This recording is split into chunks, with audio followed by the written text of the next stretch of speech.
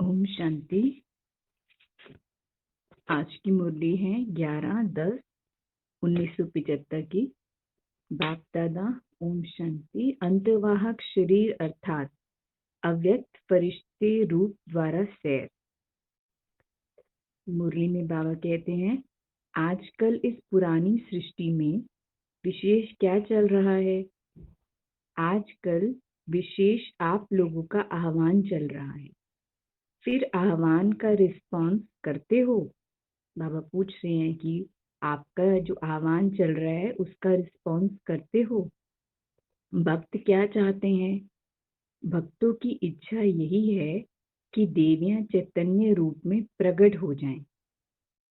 जड़ चित्रों में भी चैतन्य शक्तियों का आह्वान करते हैं कि चैतन्य रूप में वरदानी बन वरदान दे दें। हमें बाबा क्या कह रहे हैं कि वो जड़ चित्र देखकर आह्वान करते हैं कि चैतन्य शक्तियों का आह्वान करते हैं कि चैतन्य रूप में वरदानी बन वरदान दे दें। इस तरह से हमारा आह्वान करते हैं। तो यह इच्छा भक्तों की कब पूरी होगी? बाबा पूछ रहे हैं हमसे कि भक्तों की ये इच्छा कब पूरी होगी। भक्ति का भी अभी फुल फोर्स, पूरा जोर चारों ओर दिखाई दे रहा है। अभी हम देख रहे हैं ना, बाबा ने जैसे कहा है कि लास्ट समय में क्या होगा, ज्ञान की प्रत्यक्षता होगी, उससे पहले भक्ति का फुल फोर्स दिखाई देगा, है ना। सभी के भक्ति के संस्कार भी बाहर निकल के आएंगे, है ना, which is a good thing also, कि हमारा अंदर का जो हमारा एक भगवान के प्रति डिवोशन है, प्यार है, वो निकल के आता है। लेकिन उसमें जो दूसरी बातें हैं कि अंधश्रद्धा और कुछ दूसरी बातें भी हैं, वो भी कहीं कहीं बाहर आएंगी सबकी। और फिर क्या होगा कि बाबा ज्ञान से उसको करेक्ट करते रहेंगे। तो बाबा कहते भक्ति का भी अभी फुल फोर्स यानी पूरा जोर चारों ओर दिखाई दे रहा है। उसमें भी जैसे प्रैक्टिकल रूप में बाप गुप्त हैं और शक्तियां प्रत्यक्ष रूप में हैं, ऐसे ही भक्ति में भी पहले बाप की पुकार ज्यादा करते थे। भक्ति में भी पहले बाप की पुकार ज्यादा करते थे, हे भगवान कह पुकारते थे। लेकिन अभी मेजॉरिटी भगवती की पूजा होती है। जैसे बाबा ने कहा ना कि ज्ञान में अंत में क्या होगा, बाबा छिप जाएगा और शक्तियों को प्रत्यक्ष कर देगा, यानी ज्ञान सितारे ही दिखाई देंगे। ब्राह्मण संसार के तारामंडल में जो है हम ज्ञान सितारे दिखाई देंगे। तो बाबा भी यही कह रहे हैं कि भक्ति में भी पहले, यानी कि जब अव्यभिचारी भक्ति थी, जब हम सिर्फ शिव बाबा को ही जानते थे, जब ज्ञान में शुरू शुरू में आते हैं हम शिव बाबा को ही जानते हैं सिर्फ, तो क्या करते हैं, हे भगवान बाबा आओ, बाबा मदद करो, ऐसे क्या पुकारते हैं। लेकिन अभी क्या है, लेकिन अभी मेजॉरिटी भगवती की पूजा होती है। अभी किसकी पूजा होती है? बाबा के बच्चों का भी बहुत मान होता है, भगवती की पूजा होती है। तो भक्तों की भावना पूरी करने के लिए शक्तियां ही निमित्त बनती हैं, इसलिए आह्वान भी शक्तियों का ज्यादा हो रहा है। तो अब शक्तियों में रहम के संस्कार इमर्ज होने चाहिए। अगर हमारा आह्वान हो रहा है और हम रिस्पॉन्स नहीं करें तो फिर उसको क्या कहा जाएगा, है ना। तो बाबा कहते हैं शक्तियों को क्या करना है, रहम के संस्कार इमर्ज करने हैं, है ना। वैसे लौकिक में भी कहते हैं, उन्होंने आपको पुकारा, आपने उनका रिस्पॉन्स नहीं दिया, तो जैसे कि क्या किया, उनका इंसल्ट किया, है ना। तो अभी हमें तो क्या करना है, हम तो सारी बाबा ने हमें कितना ऊंचा, कितना रहम दिल बनाया है, तो हमें उनका रिस्पॉन्स करना है ना। तो बाबा कहते अभी सबके अंदर रहम के संस्कार इमर्ज नहीं है, मर्ज है। देखिए ऐसा भी क्यों कह रहे हैं बाबा कि रहम के संस्कार इमर्ज नहीं है, मर्ज है। क्यों ऐसा होता है? क्योंकि ज्यादातर हमारा अनुभव तो यही कहता है, ज्यादातर क्या होता है, हम अपनी इच्छाएं पूरी करने में इतना व्यस्त हो जाते हैं, कि बाबा ये भी पूरा कर दो, ये भी पूरा कर दो, कि हम ये भूल जाते हैं कि हमारा असली कर्तव्य क्या है ना। तो ये करते करते क्या होता है, हमारे रहम के संस्कार मर्ज हो जाते हैं। क्योंकि देखो कहा भी गया है ना कि हम जो है, हमारे पास जो नहीं है उसमें हमारा कितना फोकस है, और जो है उस पे फोकस नहीं है ना। और जब हम कंट्रास्ट करते हैं किसी के, इसके पास ये चीज़ ज़्यादा है, इसके पास ये चीज़ ज़्यादा है, मेरे पास ये चीज़ कम है, तो जैसे कि हमने क्या किया कि हमने उस अपने जो हमें प्राप्तियां हैं उसकी वैल्यू नहीं करी, है ना। तो उसकी वैल्यू नहीं करी तो फिर बाबा से हमारा योग भी थोड़ा कमज़ोर हो जाता है ना। उससे क्या होता है, योग कमज़ोर हुआ तो हमारे गुण भी फिर मर्ज हो जाते हैं। तो बाबा ने कहा अभी सबके अंदर रहम के संस्कार इमर्ज नहीं है, मर्ज हैं। जैसे बाप चारों ओर चक्कर लगाते हैं, वैसे आप भी भक्तों के चारों ओर चक्कर लगाती हो। बाबा पूछ रहे हैं कि जैसे साकार मुरलियों में बाबा कितनी बार कहते हैं आप पे ही पूज्य, आप पे ही पुजारी, है ना। ये किसका गायन है? शिव बाबा का तो गायन नहीं है, ये बाबा ने क्लियर किया मुरलियों में कि ये आप बच्चों का ही गायन है कि आप ही पूज्य बनते हो, फिर आप ही पुजारी भी बनते हो, शिव बाबा के भी पुजारी बनते हो। और एक तरह से बाबा ने देखो एक अच्छी लाइन बोली ना, जैसे आप भी भक्तों की चारों ओर चक्कर लगाती हो, यानी भक्तों की भी हम जैसे पूजा कर रहे हैं, वो हमारी बाद में करेंगे, अभी हमें उनकी करनी है। हाँ? तो कभी सैर करने जाती हो, आवाज सुनने में आती है, तो कशिश होती है, पूछ रहे हैं बाबा। बाप के साथ साथ शक्तियों को भी पाठ बजाना है। जैसे शक्तियों का गायन है कि अंतवाहक शरीर द्वारा चक्कर लगाती थी, वैसे बाप भी अव्यक्त रूप में चक्कर लगाते हैं। बाप भी अव्यक्त रूप में चक्कर लगाते हैं। अंतवाहक अर्थात अव्यक्त फरिश्ते रूप में सैर करना। अंतवाहक, अंतवाहक अर्थात अव्यक्त फरिश्ते स्वरूप में सैर करना। यह भी प्रैक्टिस चाहिए और यह अनुभव होंगे।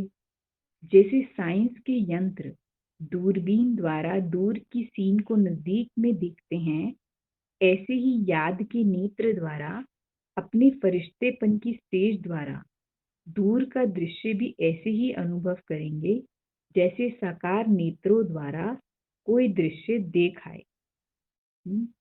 अव्यक्त फरिश्ते स्वरूप द्वारा हम ऐसे अनुभव करते हैं कि जैसे कि हम कोई दूर की चीज जो है इन साकार नेत्रों से देख रहे हैं।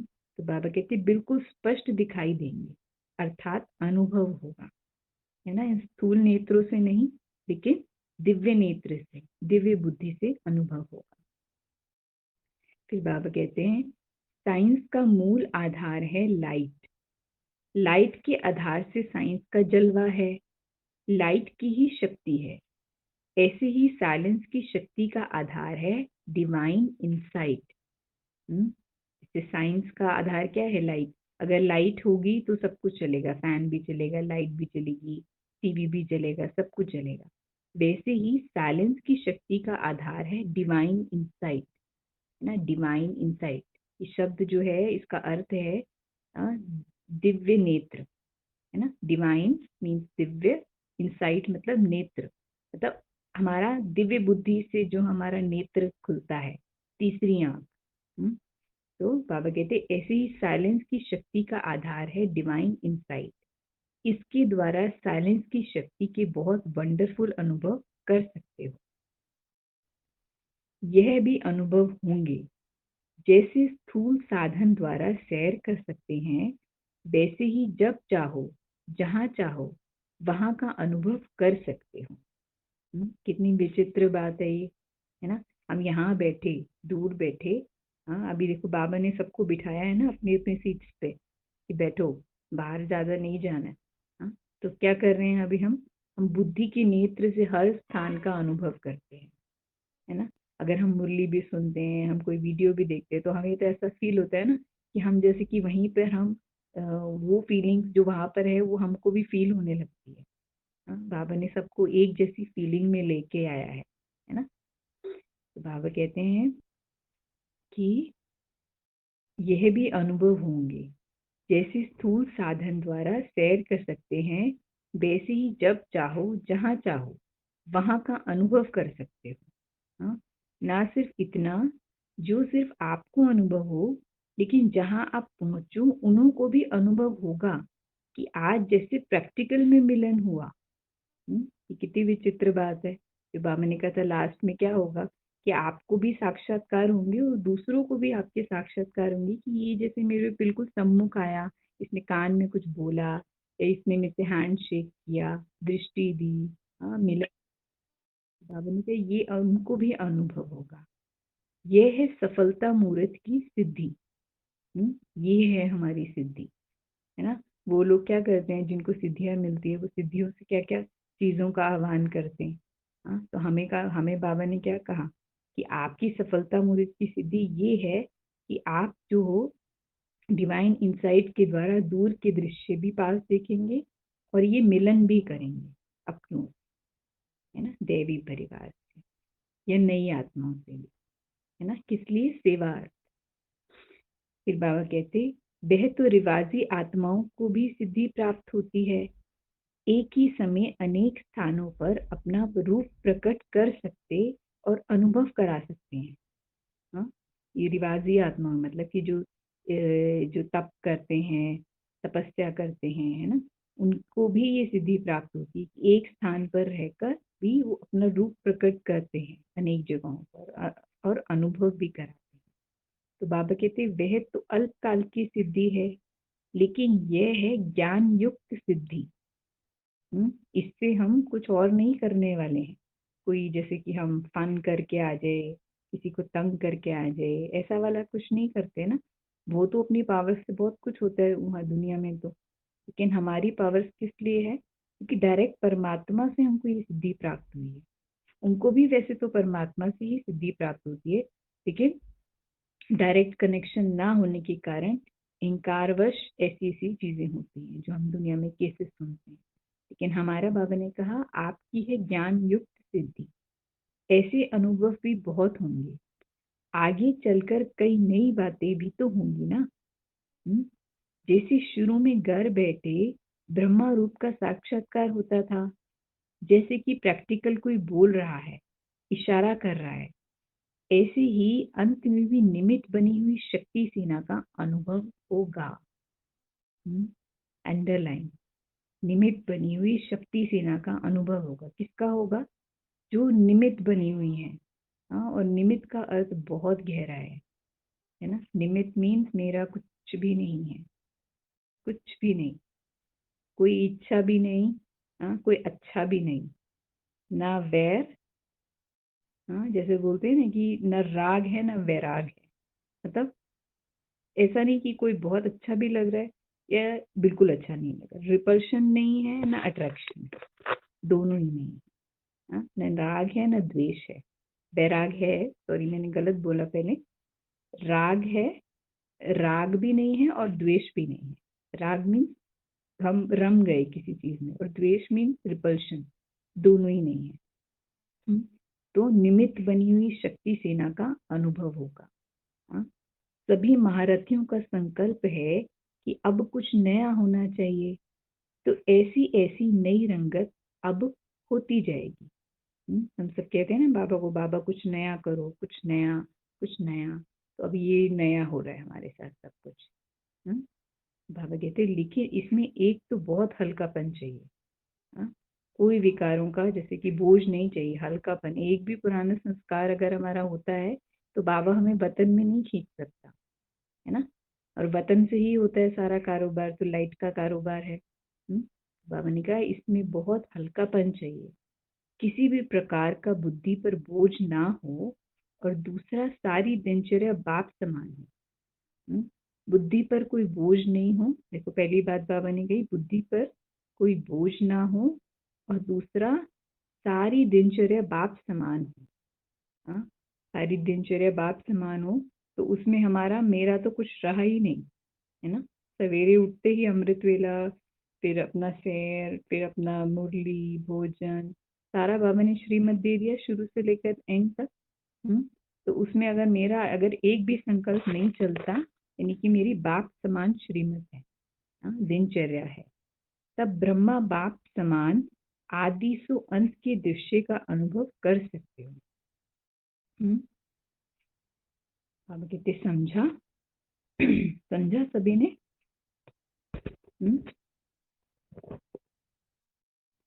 ओके। बाबा फिर कहते हैं अब महारथियों को क्या करना है? महारथी है ना सभी।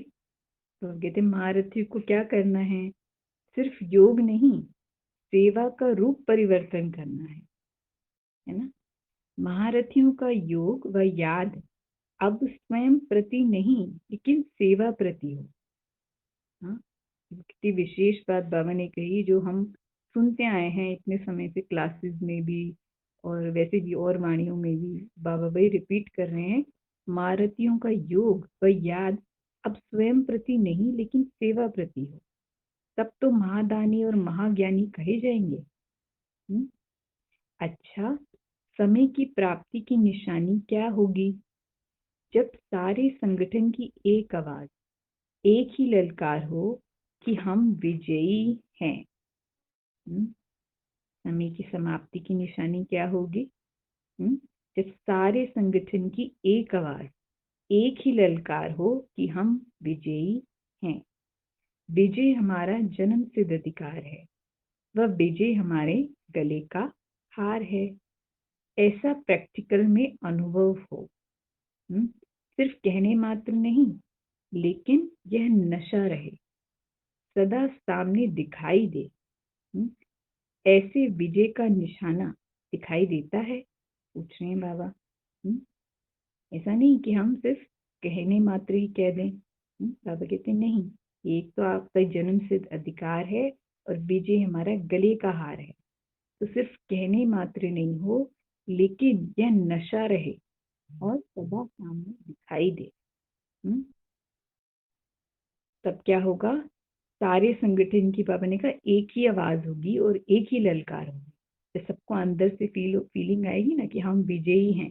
हाँ, विजय है किसमें, अपने एक एक संस्कार को हमने बारीकी से पहले तो समझा है ना। देखो, बाबा कई बार कहते हैं ना, मन को जीता नहीं जाता, माया को जीता जाता है। कई बार हम क्या करते हैं, मन को जीतने की कोशिश करते हैं, मेरा ये मन कर रहा है ना। मन किसके अनुसार करता है, संस्कारों के वश मन कुछ कुछ करने का करता है। अब मन को कैसे जीते, प्रश्न उठता है ना, मन को कैसे जीते। मन को तो बाबा ने कहा जीता नहीं जा सकता, मन को परिवर्तन जरूर किया जा सकता है ना। दमन करेंगे ना तो और ज्यादा उठेगा, तो उसको अमन, हाँ, उसको चेंज करना है, अमन करना है ना। दमन नहीं करना, उसको अमन करना है, मतलब उसको दूसरे दूसरे विचार देने हैं, उसको अच्छी आदतें देनी है, तो वो बदल जाएगा, तो संस्कार भी हमारे बदल जाएंगे। फिर बाबा कहते ऐसे विजय का निशाना दिखाई देता है। अच्छा, ओम शांति। फिर प्रश्न उत्तर है, अव्यक्त महावाक्य प्रश्न उत्तर। प्रश्न है पहला, विजयी बनने के लिए किस मुख्य धारणा की आवश्यकता है। उत्तर है, विजयी बनने के लिए अलर्ट रहने की आवश्यकता है। विजयी बनने के लिए अलर्ट रहने की आवश्यकता है। एक होते हैं अलर्ट रहने वाले, दूसरे होते हैं अलबेले रहने वाले। जो सदा अलर्ट होते हैं ये कभी माया से धोखा नहीं खाएंगे, बल्कि वे सदा विजयी होंगे, विजयी ही होंगे, है ना। देखो, माया माया क्या चीज है, हमारे मन की कमजोरी। अगर हमने पहले ही मन को बिजी कर रखा है, हाँ, और हमें पता है अनुभव से कि अगर मैं इसके अलावा कुछ और करता हूँ ना तो आता है ऐसा कुछ कुछ, हाँ, माया के रूप में। तो अगर हमें ये अनुभव है, हाँ, तो अनुभव से हमें अथॉरिटी आएगी, और अथॉरिटी से क्या होगा कि हम हमेशा परिवर्तन होने के लिए, सेकंड में परिवर्तन होने के लिए अलर्ट रहेंगे, है ना। कोई भी बात हमें पहले से अगर हमें नहीं भी मालूम होती, परिस्थितियां अचानक आती है, तो जो आत्मा एक सेकेंड में अलर्ट होना जानती है वो हमेशा विजयी रहती है ना। तो बाबा ने यही कहा है, एक होते हैं अलर्ट रहने वाले, दूसरे होते हैं अलबेले रहने वाले।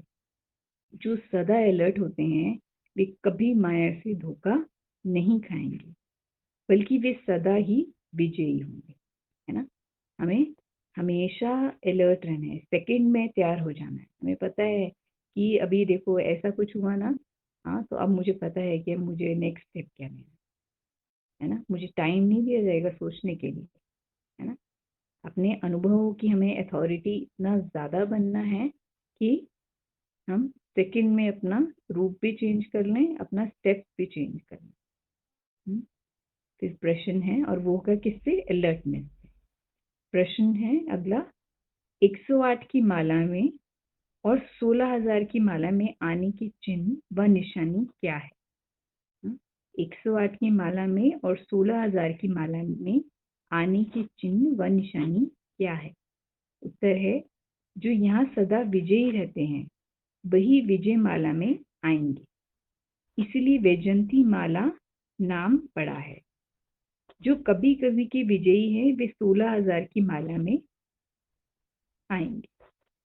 जो सदा विजयी हैं वो 108 की माला में आएंगे, और जो कभी कभी के विजयी हैं वो 16,000 की माला में आएंगे। फिर तीसरा प्रश्न है, कौन सा लक्ष्य रखने से सदा विजयी बन सकते हैं? उत्तर है, हम अभी के विजयी नहीं, कल्प कल्प अनेक बार के विजयी हैं। तो जो बात अनेक बार की जाती है तो वह स्वभाव संस्कार में स्वतः ही आ जाती है। जैसे आज की दुनिया में जो बात नहीं करनी चाहिए परंतु वह कर लेते हैं, तो कह देते हैं कि यह तो मेरा संस्कार बन गया है। तो यहाँ भी अनेक बार की विजयी होने की स्मृति विजय का संस्कार बना देगी। तो हर बार हमें विजयी होना है, और ये हमारा संस्कार अगर हमारा बन जाता है तो हमारे मुख से स्वतः ही, मन से स्वतः ही ये बात निकलेगी कि हम अनेक बार के विजयी हैं, कल्प कल्प अनेक बार के विजयी हैं। तो हमें जैसे हर बार एक बार भी हारने का संकल्प नहीं करना है। कि हर बार तो जीतते हैं ना, तो कोई बात नहीं, एक बार थोड़ा अलबेला हुआ तो चलेगा, नहीं। हमने कहा आपको ये विजयी के संस्कार अपने अंदर भरने हैं, ताकि आपके मुख से स्वतः निकले कि हम अनेक बार के नहीं, सॉरी एक बार के नहीं, कल्प कल्प अनेक बार के विजयी हैं। फिर प्रश्न है अगला, व्यर्थ को समर्थ बनाने की तेज मशीनरी कौन सी होनी चाहिए? उत्तर है, जैसे कोई भी चीज की मशीनरी पावरफुल होती है तो काम तेजी से होता है, तो यहाँ भी व्यर्थ संकल्प को समर्थ करने के लिए बुद्धि रूपी मशीनरी पावरफुल है। व्यर्थ को समर्थ में बदलने की जो बुद्धि रूपी मशीनरी है, बाबा कहते पावरफुल हो। बुद्धि भी पावरफुल तब होगी जब बुद्धि का पावर हाउस से कनेक्शन हो। बुद्धि का पावरफुल होगी हमारी जब बुद्धि का पावर हाउस से कनेक्शन होगा। यहाँ कनेक्शन टूटता तो नहीं, लेकिन लूज जरूर हो जाता है।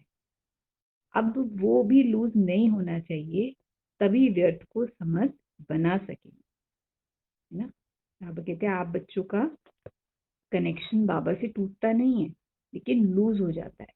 और जो जब भी कनेक्शन लूज होता है तो क्या होता है, मशीनरी की पावर, पूरा करंट नहीं आएगा तो पावरफुल नहीं रहेगा हमारा बुद्धि, है ना। तो उससे क्या होगा, हमारा जो व्यर्थ संकल्प को समर्थ में बदलने का जो कार्य है वो तेजी से नहीं है ना।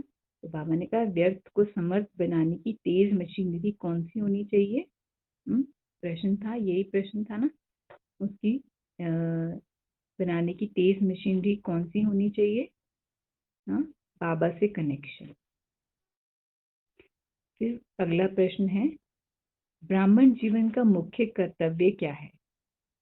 उत्तर है, बाबा के याद की सदा स्मृति स्वरूप होकर रहना। ये ब्राह्मण जीवन का मुख्य कर्तव्य। जैसे मिश्री मिठास का रूप होती है, वैसे ही याद स्वरूप ऐसे हो जाओ कि याद अलग ही ना हो सके। कितना सुंदर एग्जाम्पल है। मिश्री के अंदर मिठास होती ही होती है, अलग नहीं हो सकती उससे।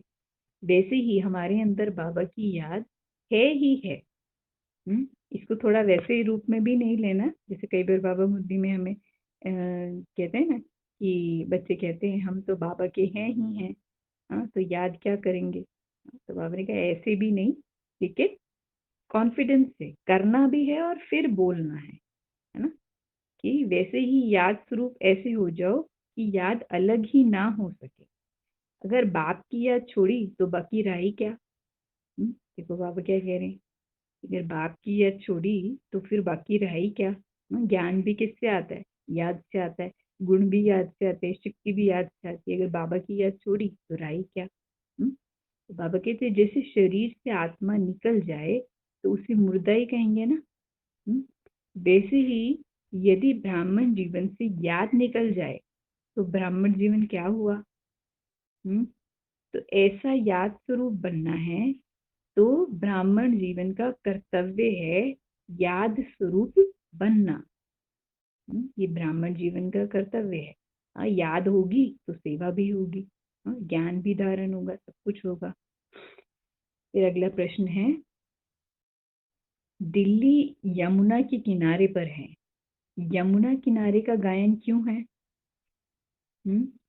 उत्तर है, जैसे अब साकार रूप में जैसे यमुना किनारे निवास करते हो, वैसे बुद्धि योग द्वारा स्वयं को इस देह और देह की पुरानी दुनिया की स्मृति से किनारा किया हुआ अनुभव करो।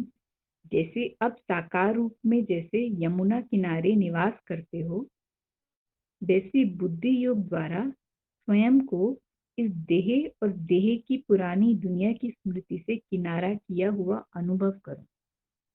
संगम युगी अर्थात कलयुगी दुनिया से किनारा कर देना। डेफिनेशन बाबा बता रही है, संगम युगी कौन? अर्थात कलयुगी दुनिया से किनारा कर देना। किनारा अर्थात न्यारा हो जाना। पुरानी दुनिया से न्यारे हो गए कि अब भी उसके उससे कि अब भी उसके प्यार हो, उसके प्यारे हो। पुरानी दुनिया से बाबा कह रहे किनारा कर लिया है, अभी भी उसके प्यारे हो।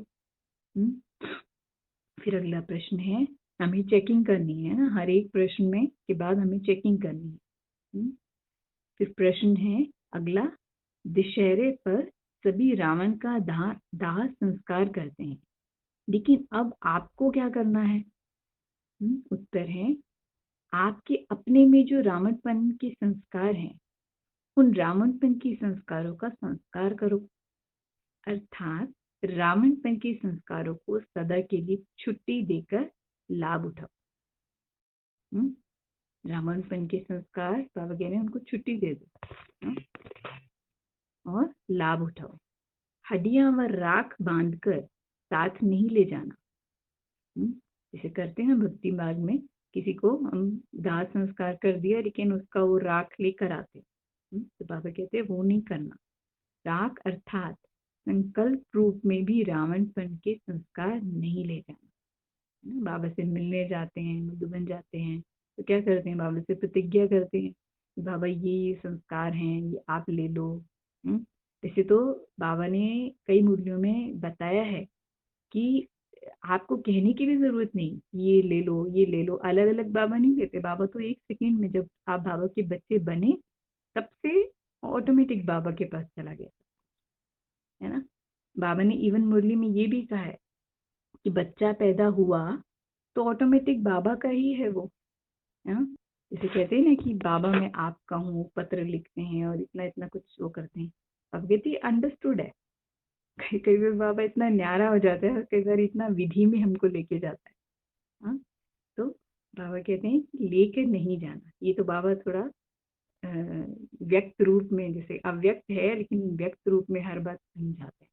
हाँ, क्योंकि बच्चे करते हैं ना ये चीज, कुछ कुछ दे देते हैं संस्कार, उससे कुछ कुछ वापस इमर्ज होते हैं।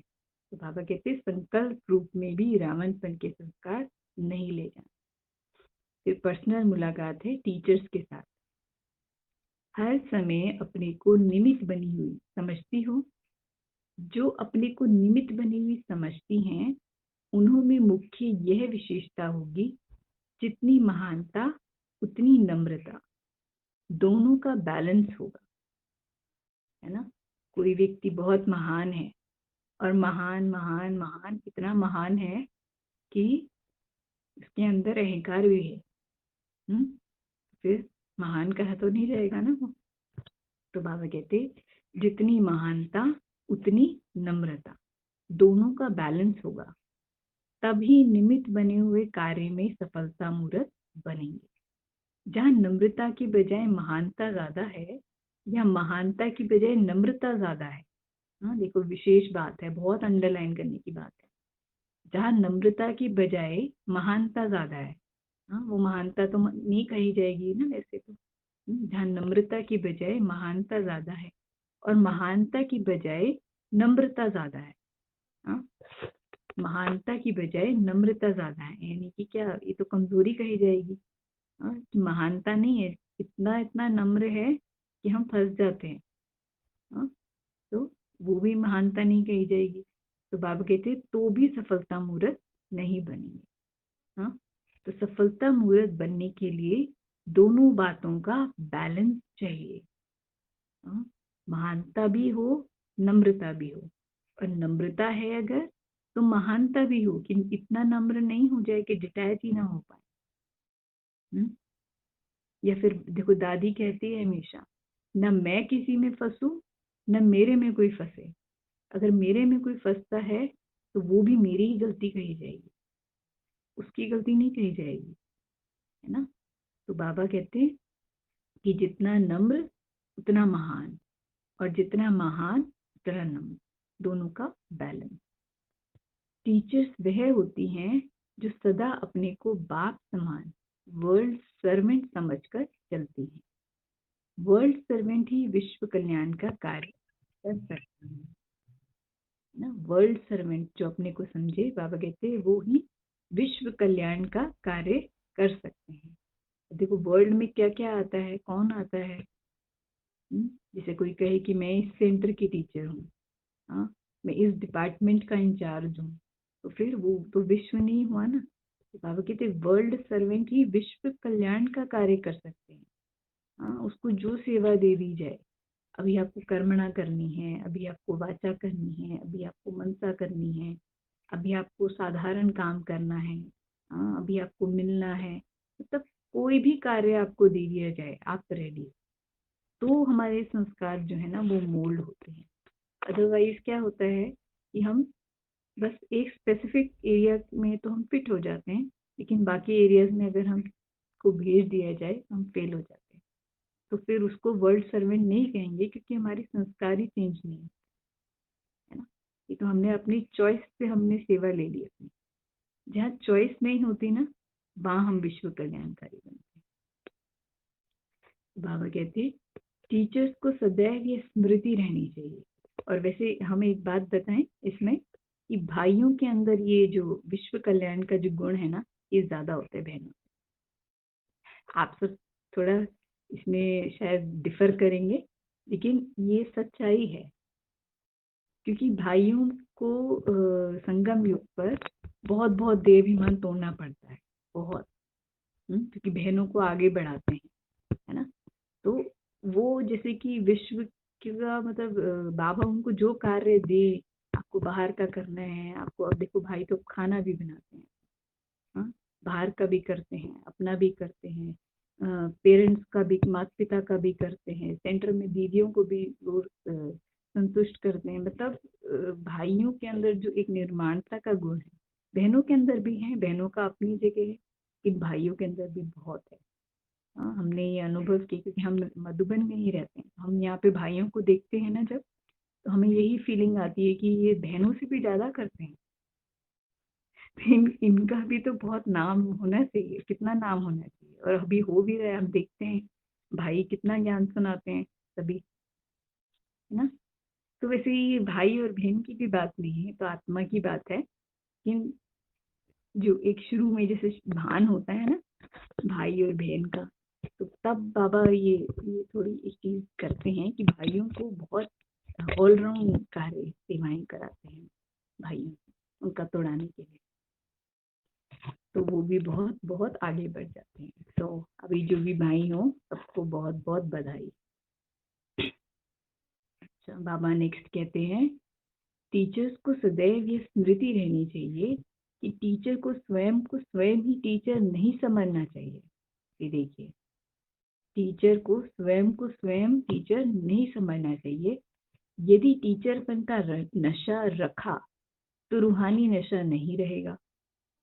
यह नशा भी बॉडी कॉन्शियस है, देह अभिमान है, इसलिए सदा रूहानी नशा कि मैं विश्व कल्याणकारी बाप की सहयोगी विश्व कल्याणकारी आत्मा हूँ। ये रूहानी नशा, बाबा कहते हैं ये रूहानी नशा रहे कि मैं विश्व कल्याणकारी बाप की सहयोगी विश्व कल्याणकारी आत्मा हूँ। कल्याण तब कर सकेंगे जब स्वयं संपन्न होंगे। किसी का कल्याण तब कर सकेंगे जब स्वयं संपन्न होंगे। जब तक स्वयं संपन्न नहीं होंगे तो विश्व कल्याण नहीं कर सकेंगे। सदैव बेहद की दृष्टि रखनी चाहिए। बेहद की सेवा अर्थात जब बेहद का नशा होगा तब बेहद का राज्य प्राप्त कर सकेंगे। जब बेहद का नशा होगा ना, कि हमें नशा है, हम किसके बच्चे हैं, हमें कौन मिला, हम कहाँ जा रहे हैं, किसने हमें चुना, हमने कितनी बार प्राप्तियां करी, कितनी बार बाबा को इन आंखों से देखा, कितने बाबा ने हमें अपॉर्चुनिटीज दी, उसका सहयोगी बनने के लिए। सभी को तो नहीं बाबा चुनता। तो बाबा कहते बेहद की सेवा अर्थात जब बेहद का नशा होगा तब बेहद का राज्य प्राप्त कर सकेंगी। सफल टीचर अर्थात सदा हर्षित रहना और सर्व को हर्षित मुख बनाना। सफल टीचर अर्थात सदा हर्षित रहना और सर्व को हर्षित मुख बनाना। समझा? अब कहते सफलता मूर्त की निशानी। टीचर को सफलता मूर्त बनना ही है। बाप और सेवा के सिवाय और कोई बात उसकी स्मृति में ना हो। टीचर को सफलता मूर्त बाबा कहते बनना ही है, और सभी टीचर्स हैं हम। बाप और सेवा के सिवाय और कोई बात उसकी स्मृति में ना हो।